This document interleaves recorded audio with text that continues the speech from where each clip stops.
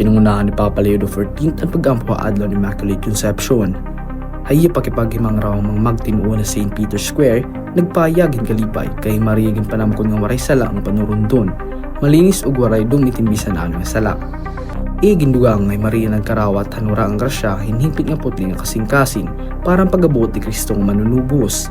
Nakadugang ining grasya tungod kay ginkarawat ni Maria ang pinubsanon ang plano ng Dios usa nga susbaranan himasinugtan nga kinaiya. Nagsaling ang Papa nga ining pesta nagaagat nga tumuo nga magsubadhan pagtuo ni Maria nga maghatagan atong kalugwaringon ng pagbaton nga misyon nga ginhatagan Dios sa aton. Intagan do ni Pope Leo nga ani tabukan Maria, ibabalik ka atong pinaagyang bunyag, diin ginlilinisan kita ti kang orinal nga sala nga nagiging anak kita ng Dios ug mga templo ang Espiritu Santo. Nagtapos siyang pagsiring ang pagbaton ni Maria in talagsahon, pero naton adlaw-adlaw nga pagsunod ang kaburuton ng Dios, inusa nga pagpaubos, pagpasalamat, pagampo, ang mga buhating gugma.